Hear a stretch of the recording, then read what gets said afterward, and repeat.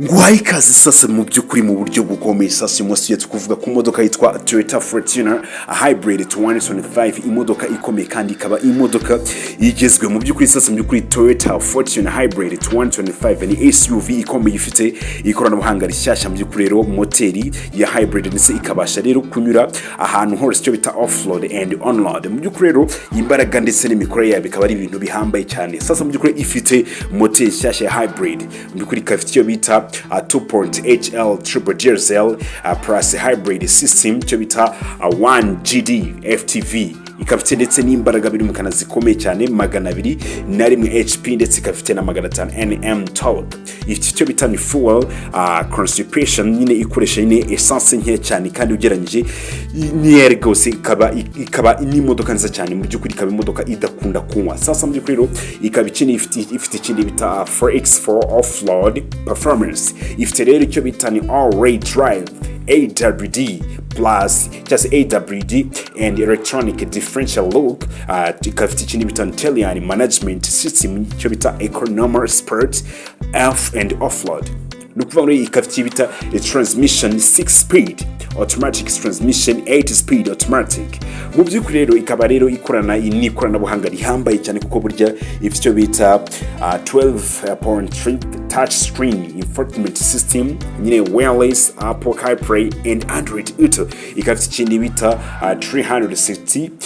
camera system plus off-road cameras ikafite ikindi bita ni digital instrument cluster 7 Toyota safely says cyo bita TSAS a different system cyo bita different safely features ikafite ikindi bita ni GABL premium sound system muri version sasa mu by'ukuri zigiye zijyanye n'igihe sasa ikafite ikindi bita ni wireless charging plus multi USB-C sports muri kuri sasa mbukuri ikafite umutekano uhambaye kuko gifite icyo bita adaptive cruise control